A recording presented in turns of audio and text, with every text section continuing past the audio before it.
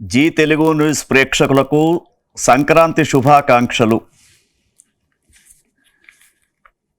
బంతి పువ్వులు లేక నవ్వులతో సంక్రాంతి సుందరి సాగి వచ్చింది. తెలుగు పల్లెలు నిద్ర లేచాయి, వెలుగులో కనువిచ్చు చూచాయి. సంక్రాంతి వేళని అభ్యుదయ కవి దాశరథి పులకించి పొందారు. ఆ దాశరథి పులకించి పాడినటువంటి యొక్క సంక్రమణం చూస్తుండగానే మనకు క్రోధినామ సంవత్సరంలో 2024 సంవత్సరం 14వ తేదీ మంగళవారం రోజున సంక్రాంతి, మకర సంక్రాంతి వస్తూ ఉంది. సమ్ అంటే మిక్కిలి, క్రాంతి అంటే అభ్యుదయం, అంటే మంచి అభ్యుదయాన్నిచ్చే క్రాంతి కనుక సంక్రాంతిగా పెద్దలు దీనికి నిర్వచనం చెప్పారు. మకరం అంటే ముసలి, మరి అది పట్టుకుంటే వదలదు. మానవుని ఆధ్యాత్మిక మార్గానికి అడుగడుగున అడ్డు తగులుతూ మోక్ష మార్గానికి అనర్హుని చేయుటలో ఈ మొసలిది అందవేసినటువంటి చెయ్యి. అందువల్ల ఈ యొక్క మకర సంక్రమణం పుణ్యదినాలలో దీని బారి నుండి తప్పించుకునేందుకు ఎవరికి వారు యథాశక్తి ప్రయత్నం చేస్తూ దాన ధర్మాలు చేయడం మంచిదని శాస్త్ర కోవిదులు చెప్తూ ఉన్నారు. తత్ర మేషాదిషు ద్వాదశ రాశిషు క్రమేణ సంచరితః సూర్యస్య పూర్వస్వాద్రాశే ఉత్తర రాశౌ సంక్రమణ ప్రవేశ సంక్రాంతి. అయితే ఈ యొక్క సంక్రమణం అనేది ఏదైతే ఆదిత్యుడైనటువంటి సూర్య భగవానుడు మేష వృషభాది 12 రాశులలో క్రమంగా ఒక రాశి నుండి మరొక రాశిలోనికి చేరడమే సంక్రాంతి అని చెప్పేసి జయసింహ కల్పద్రుమం అనే ఒక పుస్తకంలో చెప్పడం జరిగింది. ప్రతి నెల సూర్యుడు ఒక్కొక్క రాశిలోనికి మారుతుండడం వలన నెలకు సంక్రాంతి చొప్పున మనకు 12 సంక్రాంతులు ఉన్నాయి.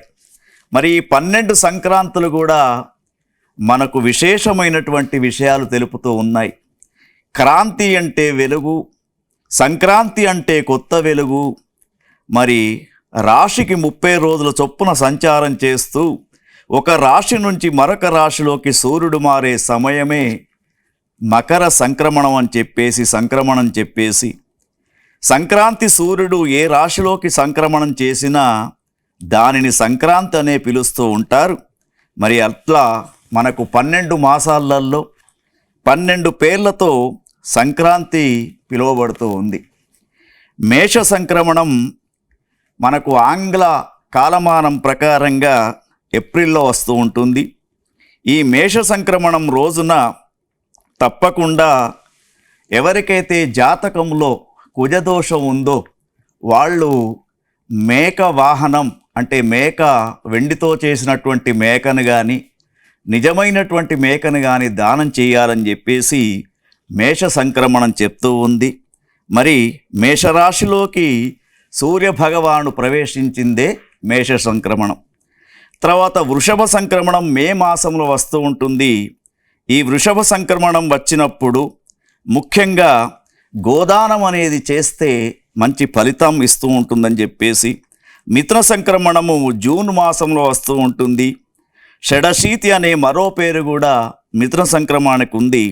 మరి ఈ యొక్క సంక్రమణం రోజున ముఖ్యంగా మనము ఈ సంక్రాంతి రోజున వస్త్రదానము, అన్నదానం చేస్తే మంచి ఫలితం కలుగుతూ ఉందని చెప్పేసి కర్కాటక సంక్రమణం, ఈ యొక్క సంక్రమణాన్నే మనము ఆయనం అని చెప్పేసి పిలుస్తూ ఉంటాం. ఇక్కడ దక్షిణాయనం ప్రారంభమవుతూ ఉంటుంది. క్రమంగా సూర్యకాంతి క్షీణిస్తూ పగటి కాలం తక్కువగా ఉంటూ ఉంటుంది, రాత్రికాలం ఎక్కువగా ఉంటూ ఉంటుంది. మరి ఈ సంక్రమణం సంభవించడానికి ముందు 30 గడియల కాలం, అంటే 12 గంటల పాటు పుణ్యకాలం ఉంటుంది. కాబట్టి ఈ యొక్క కర్కాటక సంక్రమణంలో ముఖ్యంగా గోదానాలు చేయాలని చెప్పేసి చెప్తూ ఉంటారు. ఇక సింహ సంక్రమణం ఇది ఆగస్టు మాసంలో మనకు వస్తూ ఉంటుంది. సూర్యుడు సింహరాశిలోకి ప్రవేశించే కాలానికే సింహ సంక్రమణం అని, విష్ణుపద సంక్రమణం అని దీనికి పేరు. మరి యొక్క సంక్రమణం రోజున పితృదేవతలకు ప్రీతికరంగా తర్పణాలు విడుస్తూ చక్కగా గొడుగు, బంగారం ఇటువంటి దానం చేయాలని చెప్పేసి మనకు పురాణ గ్రంథాలు చెప్తూ ఉన్నాయి. మరి కన్యా సంక్రమణం అనేది సెప్టెంబర్ మాసంలో సూర్యుడు కన్యా రాశిలోకి ప్రవేశిస్తూ ఉంటాడు. ఆ పుణ్యకాల సమయంలో ముఖ్యంగా గృహదానం, వస్త్రదానం చేయడం చాలా శ్రేష్టమని చెప్తూ ఉంటారు. తర్వాత తులా సంక్రమణం అని చెప్పేసి ఇది అక్టోబర్ మాసంలో వస్తూ ఉంటుంది.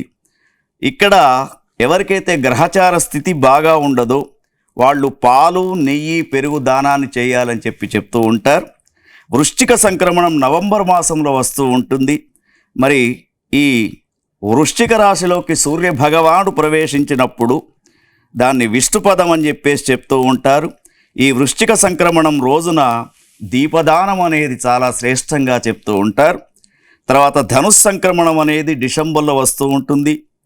అదే మనం ధనుర్మాసం షడశీతి పుణ్యకాలం అని చెప్పేసి కూడా అంటూ ఉంటాం. ఈ ధనుర్మాస పుష్కరంలో అంటే ధనుస్ సంక్రమణం అనేది ఎప్పుడైతే ప్రవేశిస్తూ ఉంటుందో అప్పుడు వస్త్రదానం చేయడం. ఇక మనము విశేషంగా చెప్పుకునే సంక్రమణము మకర సంక్రమణం. అయితే ఈ మకర రాశిలో సూర్యభగవానుడు ప్రవేశించే ఏదైతే ఉంటుందో సామాన్యంగా మనకు ఆంగ్లమాన ప్రకారంగా జనవరి 14 తర్వాత జనవరి 15 తేదీలలో ఒక్కొక్కసారి వస్తూ ఉంటుంది. అయితే ఈ సంవత్సరం మనకు సంక్రాంతి పురుషుడు ఒక్కసారి పంచాంగాలను గమనించినప్పుడు క్రోధినామ సంవత్సరంలో పుష్యబహుళ పాడ్యమి అంటే మంగళవారం రోజున 14/1/2025 రోజున పగలు 2:38 పుష్యమి నక్షత్ర నిష్కంబ నామయోగము బాలవకరణం నందు రవి మకర రాశిలో ప్రవేశం జరుగుతూ ఉంది. మకర సంక్రాంతి పురుషుని యొక్క వేషాన్ని బట్టి ఈ సంవత్సరం యొక్క గ్రహస్థితి ఎట్లా ఉంటుందో చెప్పవచ్చు.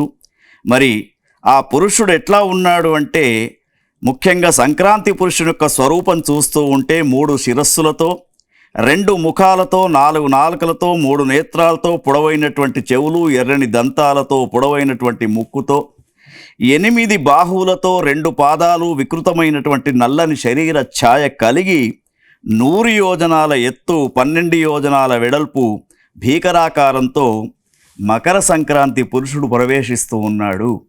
అంటే కొంతవరకు ఇక్కడ జ్యోతిష్శాస్త్రపరంగా చూసినప్పుడు కొంత ప్రపంచ దేశాలకు కావచ్చు, భారతదేశానికి కావచ్చు, మన రాష్ట్రానికి కొన్ని ఒడిదొడుకులు ఏర్పడే అవకాశం కూడా కనబడుతూ ఉంది. ముఖ్యంగా మనకు ఈ సంవత్సరం మార్చి 28వ తేదీ 29వ తేదీ 2 రోజులలో కూడా మనకు షష్టగ్రహ కూటమి అనేది ఏర్పడుతూ ఉన్నది. ఈ షష్టగ్రహ కూటమితో సంక్రాంతి పురుషుని యొక్క లక్షణాలతో మనం గమనించినప్పుడు కొంత జననాశనం అనేది జరుగుతూ ఉంటుంది. దక్షిణాభిముఖంగా ఉన్నటువంటి దేశస్థులకు కొంత అన్ని రకాల పంటల యొక్క నాశనం అనేది కూడా జరిగే అవకాశం ఉంది. కాబట్టి సంక్రాంతి పురుషుని యొక్క లక్షణం మనం ఈ విధంగా తీసుకుంటూ ఉన్నాం. తర్వాత ఇక సంక్రాంతి భారతీయ సనాతన సంప్రదాయంలో మనకు ఎన్నో రకాల పండుగలు తిథుల ప్రకారంగా, నక్షత్రాల ప్రకారంగా చేసుకుంటూ ఉన్నాం. కానీ భారతీయ సనాతన సంప్రదాయంలో పండుగలకు, ఉత్సవాలకు ఉన్నటువంటి సంకేతాలు అనేక రకాలుగా ఉన్నా మరి ఇక్కడ మనం చేసుకునే యొక్క మన సంక్రాంతి పండుగకు మాత్రం అసలు దేనితో, తిథులతో, వారాలతో సంబంధం లేకుండా పుష్యబహుళ పాడ్యమి రోజున మకర రాశిలో సూర్యుడు ప్రవేశం చేసినప్పుడు ఆ సమయాన్ని బట్టి మకర సంక్రమణం చేసుకుంటూ ఉన్నాం. మరి యొక్క మకర సంక్రాంతి రోజున ముఖ్యంగా మకర సంక్రాంతి పండుగ 3 రోజులు చేసుకోవాలి. ఉదాహరణకు మనకు శ్రీరామనవమి నవమి రోజున చేసుకుంటాం, చైత్ర నవమి. ఈ విధంగా చూసినప్పుడు మనం ఇక్కడ సంక్రాంతి పండుగను మాత్రం భారతదేశం వ్యవసాయపరమైనటువంటి దేశం కాబట్టి సంక్రాంతి పండుగను వ్యవసాయ ఆధారంగా ఈ యొక్క సంక్రాంతి పండుగను చేసుకుంటూ ఉన్నాం. అయితే సంక్రాంతికి ఉన్నటువంటి విశేషం ఏమిటంటే మనకు ముఖ్యంగా సూర్యుడు రాశి ప్రవేశం కాగానే మకర సంక్రాంతి చేసుకుంటున్నాం కాబట్టి మరి మకర సంక్రమణం అనేది 3 రోజుల పండుగగా చెప్తూ ఉంటాం. భోగి, తర్వాత సంక్రాంతి, తర్వాత కనుము, ఈ మూడు విశేషంగా చెప్తూ ఉంటాం. మరి ఈ యొక్క సంవత్సరం జనవరి 13వ తేదీ మనకు సోమవారం రోజున భోగి పండుగ, తర్వాత జనవరి 14 మంగళవారం రోజున సంక్రాంతి పండుగ, జనవరి 15 బుధవారం రోజున కనుమ పండుగ. 3 పండుగల రూపంలో మనం 3 రోజులు కూడా చేసుకుంటూ ఉన్నాం. ఇక్కడ మనం జరుపుకునే పండుగలలో ముఖ్యంగా భోగి అంటే ఏమిటి అంటే, భోగి అంటే భోగం అంటే మనకు ఏ అనుభవం అయితే పరిపూర్ణమైనటువంటి ఆనందాన్ని కలగజేస్తూ ఉంటుందో దాన్నే భోగి అంటాం. అలాంటి భోగాలన్నింటిలో అనుభవించి రోజును మరి భోగి పండుగ జరుపుకోవాలి. నిజమైనటువంటి ఆనందం ఎప్పుడు కలుగుతూ ఉంటుంది అంటే, జీవితంలో మనకు ఏదైతే మనము చేస్తున్నటువంటి పని ద్వారా మనకు సంతోషం కలుగుతూ ఉంటుందో అది భోగి అని చెప్పేసి చెప్తూ ఉంటారు. మరి ఈ భోగి పండుగ రోజున ముఖ్యంగా ఏమి చేయాలి అంటే, భోగి పండుగ రోజున ముఖ్యంగా తెలుగువారి యొక్క ఇళ్లల్లో సాయంకాలం వేళ మరి కుటుంబాలన్నీ కూడా ఒక దిక్కు కలిసి భోగి పళ్ళు పిల్లల యొక్క శిరస్సుల పైన పోస్తూ ఉంటారు. ఇదొక ఆచారం. తర్వాత భోగి మంటలు అనేటివి కూడా తప్పకుండా వేస్తూ ఉంటారు. మరి దీనికి ఒక ఉదాహరణ ఏమిటంటే, ధనుర్మాస ప్రారంభం నుంచే మనకు విష్ణు చిత్తుని యొక్క కుమార్తె అయినటువంటి గోదాదేవి, ఆమె తులసీవనంలో దొరికితే ఆమెకు కోదై అని పేరు. తర్వాత ఆమె గోదాదేవిగా మారింది. ఆ గోదాదేవి ప్రతిరోజు కూడా ఒక పాశురము అంటే ఒక పాట, ఒక గీతంలాగా పాడుతూ దాన్నే కాత్యాయని వ్రతం అని చెప్తూ ఉంటారు. ప్రతిరోజు కూడా రంగనాథ స్వామిని ఆరాధిస్తూ 30 పాశురాలతో గోపికలతోటి చక్కగా ఉదయమే లేచి ఆ స్వామి యొక్క సన్నిధికి వెళ్ళేది. అటువంటి గోపి ఏదైతే ఉందో, గోపికలతో కూడుకున్నటువంటి 30 పాశురాలు, గోదాదేవి స్తుతించినటువంటి పాశురాలనే ధనుర్మాసంలో శ్రీ వైష్ణవ సంప్రదాయంలో పాడుతూ ఉంటారు. మరి అటువంటి గోదాదేవి 30 పాశురాలతో ముక్తిని పొందింది, భోగం అనుభవించిందని చెప్తూ ఉంటారు. ఎట్లా అంటే, విష్ణు చిత్తుడు ప్రతిరోజు కూడా పూలమాలను అల్లి స్వామికి సమర్పించేవాడు. ఒక రోజున పూలమాల చూసినప్పుడు దాంట్లో కేశం వచ్చింది. ఆ కేశం రాగానే ఆ వెంట్రుకను చూసి విష్ణు చిత్తుడు అడిగాడు గోదాదేవిని, ఈ యొక్క వెంట్రుక ఎక్కడదమ్మా అంటే, అప్పుడు గోదాదేవి నిజసత్యాన్ని చెప్పింది. నాన్న, ప్రతిరోజు నేను ధరించినటువంటి పూలమాలనే మీరు స్వామికి కైంకర్యం చేస్తూ ఉన్నారు అని చెప్పగానే విష్ణు చిత్తుడు బాధపడి ఆ యొక్క వెంట్రుక లేనటువంటి పూలమాలను తీసుకొని స్వామికి అర్పిస్తూ ఉంటే ఆ పూలమాలను పక్కకు పెడతాడు రంగనాథ స్వామి. చివరికి ఆ కేశాలతో కూడుకున్నటువంటి పూలమాలలే తనకిష్టమని చెప్పేసి ధరించినటువంటి రంగనాథ స్వామికి ఇప్పుడు ఈ సంక్రాంతి కంటే ఒకరోజు ముందు భోగి రోజున గోదాదేవి రంగనాథ స్వామి యొక్క కళ్యాణం చేసుకొని అతనిలో అంతర్లీనమైపోయింది. కాబట్టి ఆమె భోగం అనుభవించింది. కాబట్టి మనం కూడా భోగం అనుభవించాలంటే మనకు ఉన్నటువంటి కొన్ని పరిస్థితులన్నిటిని కూడా వదిలిపెట్టేసి అహంకారాన్ని త్యజించి మన ఇంట్లో ఉన్నటువంటి పాత సామగ్రి అంతా కూడా ఆ అగ్నిదేవునికి సమర్పించేసి భోగి మంటలు వేసుకుంటూ ఉంటారు.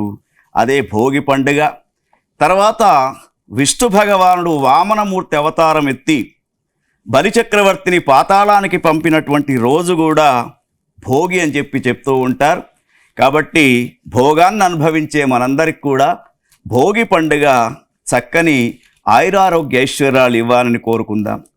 తర్వాత మకర సంక్రమణం. మరి ఈ సంక్రమణం ప్రవేశించగానే మనం చెప్పుకున్నాం, ఈ సంవత్సరం సంక్రాంతి పురుషుడు ప్రవేశించగానే ముఖ్యంగా ఏమి చేయాలి సంక్రమణం రోజున అంటే, నదీ స్నానం చేయడం, తిలాదానం చేయడం, నువ్వులకు సంబంధించినటువంటి దానాలు చేయడం ఈ సంక్రాంతికి ముఖ్యంగా చెప్తూ ఉంటారు. పితృదేవతల యొక్క అర్చన తప్పకుండా చేయాలి. తల్లిదండ్రుల యొక్క అర్చన ఎవరైతే చేస్తూ ఉంటారో వాళ్లకు మరి చాలా వరకు లాభాలు జరుగుతూ ఉంటాయి.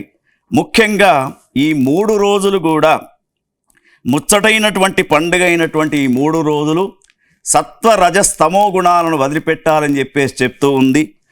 ఆధ్యాత్మికమైనటువంటి విషయంలో చూసినప్పుడు ముగ్గుల్లో కూడా అనేక రకాలైనటువంటి రంగవల్లులు వేస్తూ స్త్రీలు ఆధ్యాత్మిక యొక్క భావనకు గురవుతూ ఉంటారు.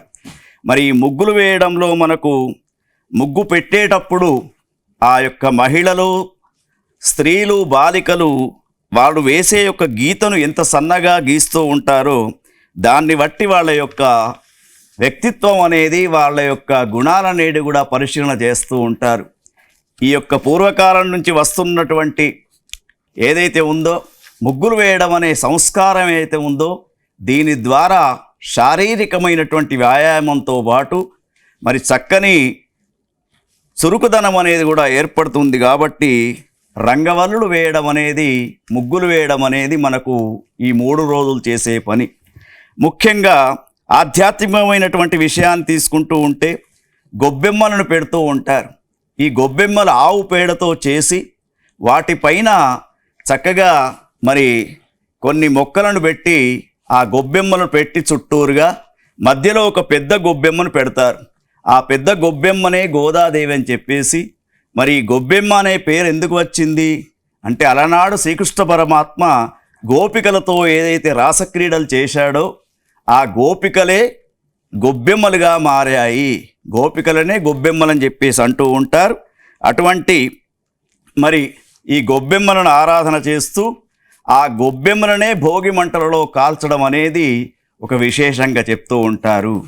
తర్వాత ఇంకా చెప్తూ ఉన్నారు, మరి ఈ యొక్క మకర సంక్రమణం రోజున ఎవరైతే ముఖ్యంగా కొన్ని రాశులకు సంబంధించినటువంటి వారు, శని బాగాలేనటువంటి వారు, సూర్యభగవానుడు జాతకరీత్యా బాగాలేనటువంటి వాళ్ళు తప్పకుండా నువ్వులకు సంబంధించినటువంటి దానాలు చెయ్యాలని చెప్పేసి మనకిక్కడ చెప్తూ ఉన్నారు.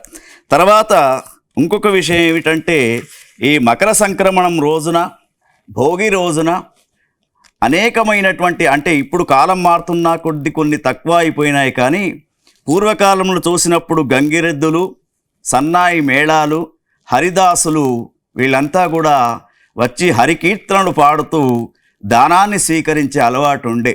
మరి యొక్క గంగిరెద్దు కూడా ఏమిటి అన్నారు అంటే ఎద్దు ఏదైతే ఉందో శంకరునికి వాహనంగా చెప్పుతూ ధర్మస్వరూపమే ఈ యొక్క ఎద్దుగా చెప్తూ ఉంటారు. అటువంటి ఎద్దును పూజించే ఆచారం యాదేవి సర్వభూతేషు ప్రకృతి రూపేణ సంస్థిత నమస్తస్యై నమస్తస్యై నమస్తస్యై నమో నమః. ప్రకృతిని ఆరాధన చేసే మనకు సంస్కారం ఉంది కాబట్టి భూతదయను మనం చూపిస్తూ ఉంటాం కాబట్టి మరి అటువంటి గంగిరెద్దులు, తర్వాత హరిదాసు కూడా నెత్తి మీద ఒక గుమ్మడికాయ పెట్టుకొని హరిలోరంగ హరి అంటూ పాటలు పాడుతూ వస్తూ ఉంటాడు కదా. ఆ గుమ్మడికాయ ఆకారం ఏమిటి అన్నారు, ఆ గుమ్మడికాయే భూమి యొక్క సంకేతంగా చెప్తూ ఆ భూమి నుండి గాదె నిండే విధంగా పౌష్యలక్ష్మి రైతన్నలకు ఇంటికి వచ్చే రోజులు మకర సంక్రమణం కాబట్టి లక్ష్మీ అనుగ్రహం కలుగుతూ ఉంటుంది. కాబట్టి ఆ ఏదైతే మనకి ఇంటికి వచ్చినటువంటి ధాన్యం ఉందో ఆ ధాన్యాన్ని దోసిట్లో తీసుకొని కొత్త ధాన్యాన్ని హరిదాసు యొక్క ఆ గుమ్మడి ఆకారంలో ఉన్నటువంటి ఆ పాత్రలో పోస్తూ ఉంటే మనము మళ్ళా భూమిపైన విత్తనాలు చల్లినటువంటి ఆ యొక్క స్పృహ వస్తుంది అని చెప్పేసి మనకు చెప్తూ ఉన్నారు. ఈ విధంగా మరి సంక్రమణం రోజున ఇవన్నీ చేస్తూ చక్కగా పిల్లవాళ్లకు ముఖ్యంగా నరదృష్టి పోవడానికి, దృష్టి దోషం పోవడానికి భోగి పళ్ళు అని పోస్తూ ఉంటారు. ఆ భోగి పళ్ళు ఏమిటి, రేగు పళ్ళనే భోగి పళ్ళుగా పోస్తూ ఉంటారు. అయితే ఈ రేగు పండును సంస్కృతంలో బదరీ అంటారు, బదరీ ఫలం అంటారు. మరి ఈ బదరీనాథుని యొక్క ఒక చక్కని పుణ్యక్షేత్రం ఉంది. ఆ బదరీనాథ్ యొక్క పుణ్యక్షేత్రం అంటే ఆ శివకేశవుల యొక్క ఏదైతే ఆశీస్సులు ఉంటాయో అవి పిల్లలకు అందాలని చెప్పేసి ఆ బొడబొడ కాయలమ్ము అంటూ రేగుపండ్లు, నాణ్యాలు, తర్వాత కొన్ని ప్రాంతాలలో సూర్యుని ఆకారంలో ఉన్నటువంటి సకినాలను కూడా తలపైన పోస్తూ దృష్టి దోషం అనేది తొలగిస్తూ ఉంటారు చిన్నపిల్లలకు. ఆ వారి జాతకాలలో బాలారిష్ట దోషాలుంటే పోవడానికి అవకాశం ఉంటుంది. ఇది మనం సంక్రమణం రోజున చేసేది. తర్వాత ముఖ్యంగా పితృదేవతల యొక్క తర్పణాలు, పితృదేవతల యొక్క అర్చన మాత్రం తప్పకుండా ఆ రోజు చేయాలి. ఇది మనకు సంక్రమణం. ఈ సంవత్సరం మనకు 14వ తేదీ మంగళవారం వస్తూ ఉంది. ఇక 3వ రోజు కనుము పండుగ అని చెప్పేసి చెప్తూ ఉంటాం. ఈ కనుము పండుగ అనే పేరు ఎందుకు వచ్చింది అంటే, కనుము అంటే ఒక రకంగా అర్థం ఏమిటంటే పశువుల పండుగ. అంటే ఎద్దులకు, ఆవులకు ఏదైతే పశుజాతి ఉన్నదో అవి మనకంతా కూడా వాటి యొక్క జీవితాన్నంతా కూడా మనకు అంకితం చేస్తూ పంటలు పండిస్తూ పంటలను మన ఇంటికి తీసుకువస్తూ ఉన్నాయి. కాబట్టి సంవత్సరంలో ఒక రోజు ఈ కనుమ పండుగ రోజున వాటికి చక్కగా అలంకరించి రంగురంగులతో బంతిపూల మాలలతో వాటికి అలంకరించి ఆ రోజు వాటికి మనం ఏదైతే కొత్త బియ్యంతో పాయసం చేసుకుంటూ ఉంటామో ఆ పాయసాన్ని వాటికి కూడా తినిపించే ఆచారం మనకు ఇక్కడ భారతదేశంలో ఉంది. అంటే చూడండి, మన భారతదేశంలో మనకు ఏ విధంగా ఉందంటే భూతదయ అనేది, ప్రతి జీవిని ప్రేమించాలి అనేది చక్కనైనటువంటి ఒక ఆచారం మనకు కనబడుతూ ఉంది. కాబట్టి మరి కనుమ పండుగ రోజున కాకి కూడా ప్రయాణం చేయదు అని ఒకటి ఉంది. ఎందుకంటే ఆ రోజు కనుమ పండుగ రోజున దాదాపు ఈ వ్యవసాయ పనులు చేసే ప్రతి ఏవైతే ఎద్దులు కానీ ఆవులు కానీ ఇవన్నీ ఉంటాయో వాటన్నిటికి కూడా కొంత రెస్ట్ ఇస్తూ ఉంటారు, వాటిని పూజిస్తూ ఉంటారు. కాబట్టి మరి ఈ విధంగా మనకు 3 రోజుల ముచ్చటైనటువంటి పండుగ అయినటువంటి ఈ యొక్క రోజున సుబ్బి గొబ్బెమ్మ సుఖము నీయవే, చామంతి పువ్వంటి చెల్లెన్నీయవే, తామర పువ్వంటి తమ్ముణ్ణియ్యవే, మొగిలి పువ్వంటి మొగుణ్ణివ్వవే అంటూ ఆ గొబ్బెమ్మల చుట్టూ ప్రదక్షిణలు చేస్తూ మరి ఈ యొక్క సంక్రాంతి సంబరాలు మనం చేసుకోవాలి. అయితే ఈ సంక్రాంతి రోజున ఉన్నటువంటి సంబరాల్లో ముఖ్యంగా మనకు ఇక్కడ సూర్యభగవానుడు కూడా ఒక చక్కని రూపంతో కనబడుతూ ఉంటాడు. ఇక్కడ నుండి మనకు సూర్యభగవాను యొక్క దృష్టి ఏదైతే ఉందో ఆరోగ్యపరమైనటువంటి దృష్టి ఉంటూ ఉంటుంది. కాబట్టి ఆ సూర్యభగవాన్ యొక్క ఆరాధన కూడా చేస్తూ ప్రతిరోజు కూడా సూర్యారిష్టేతు సంప్రాప్తే సూర్య పూజాంచ కారయేతు సూర్య ధ్యానం ప్రవక్ష్యామి ఆత్మ పీడోపశాంతే అని చెప్పేసి ముఖ్యంగా మకర సంక్రమణం రోజున ఈ శ్లోకాన్ని చదువుకొని తర్వాత జపాకుసుమ సంకాశం కాశ్యపేయం మహాద్యుతిం తమోరిం సర్వ పాపగ్నం ప్రణతోస్మి దివాకరం అని చెప్పేసి ఆ తూర్పు వైపున నిలబడి సూర్యుని యొక్క నమస్కారం చేయాలి. ముఖ్యంగా ఈ మాసం ఎటువంటిది అంటే పుష్యమాసం అంటాం. పుష్యమాసం అంటే శూన్యమాసం అని చెప్పేసి అర్థం. అంటే ఎటువంటి శుభకార్యాలు ఉండవు కాబట్టి మరి పుష్యమాసంలో భగవంతుని యొక్క ఆరాధన కూడా చాలా గొప్పది. అందుకే ఈ పుష్యమాసములో సూర్యునికి ప్రత్యేకమైనటువంటి పేరు భగ.